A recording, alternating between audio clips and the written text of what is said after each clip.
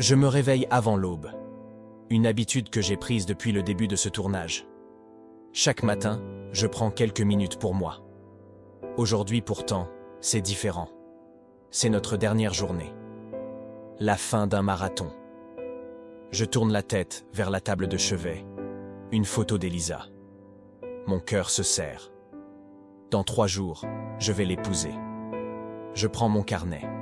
Quelques mots pour elle. Un message qu'elle ne lira peut-être jamais. À toi, mon étoile, tout ce que je fais, c'est pour toi. Je referme le carnet et le pose doucement. Une profonde inspiration. C'est un nouveau jour, mais une part de moi sent déjà quelque chose. Un poids. Quand je descends de la voiture, l'agitation m'accueille.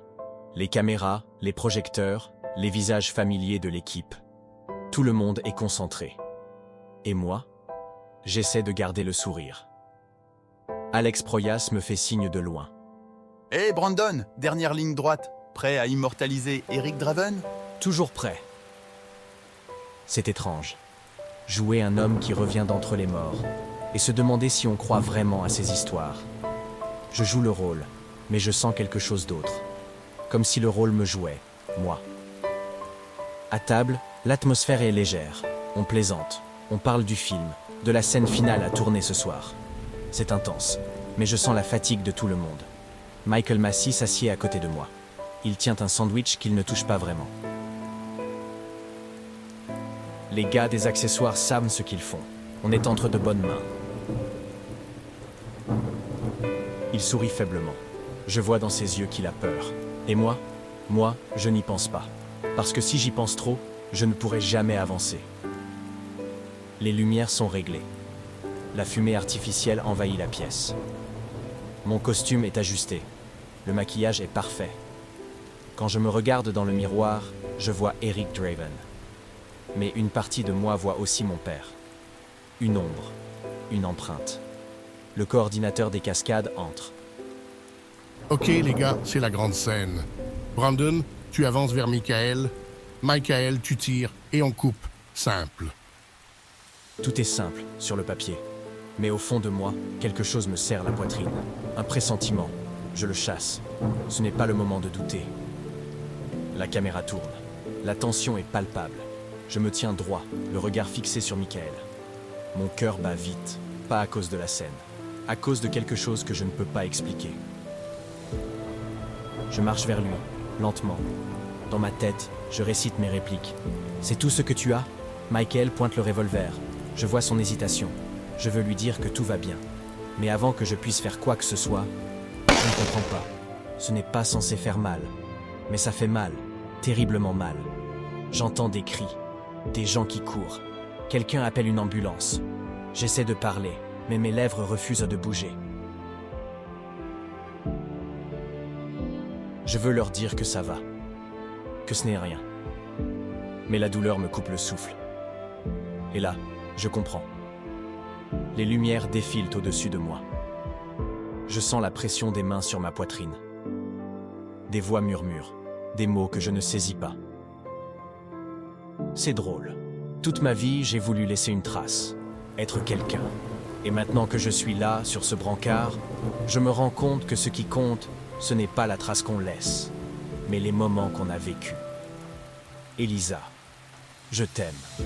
On croit toujours qu'on a le temps, mais le temps n'attend personne.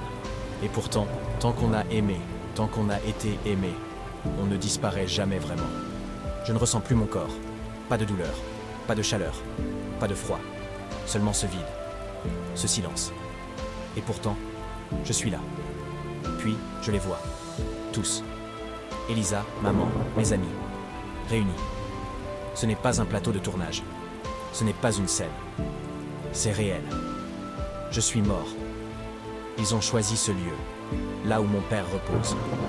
Bruce Lee, une légende. Et moi, je suis là, à ses côtés, mais pas comme je l'imaginais. Pas en célébrant ma vie, pas en célébrant l'avenir. Le cortège avance sous la bruine. Je vois Elisa, tremblante, soutenue par ma mère. Sa robe noire semble trop grande pour elle, comme si son chagrin l'avait écrasée. Elisa, je devais t'épouser. Nous devions construire une vie ensemble. Mais regarde-toi maintenant, détruite, et tout ça à cause de moi.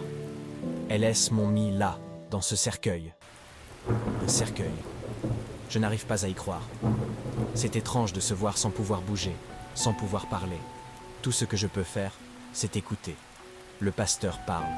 Des mots sur ma vie, sur mes rêves, sur tout ce que j'étais censé accomplir. Mais il ne me connaît pas. Ce sont des mots vides. Ce sont leurs regards qui parlent que vraiment. Je vois ses lèvres trembler. Je la sens vaciller. Ses mains serrent ce bouquet comme si elle s'y accrochait pour ne pas s'effondrer. Elisa avance, lentement.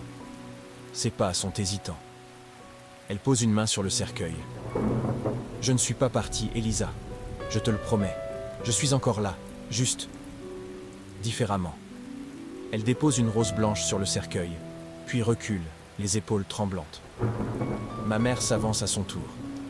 Ses pas sont lourds. Elle s'arrête devant le cercueil, incapable de parler au début. Maman, je suis désolé. Désolé de t'infliger encore ça.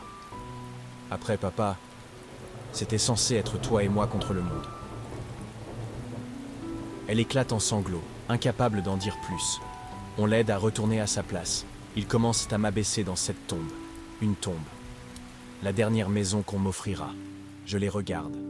Tous. Elisa, maman, Michael, Alex. Leurs visages, leurs larmes. Et tout ce que je veux, c'est leur dire que ça va aller. Mais je ne peux pas. Les premières pelletées de terre tombent sur le cercueil. Le son est sourd, brutal. Elisa tombe à genoux, ses mains dans la terre, murmurant mon nom. La vie est une flamme éphémère. Mais tant que quelqu'un se souvient de nous, tant que l'amour existe, nous ne disparaissons jamais. Merci d'avoir regardé cet humble hommage à un acteur qui aurait été l'un des meilleurs de sa génération, si la vie n'en avait pas décidé autrement. Bonne fête à toutes et tous.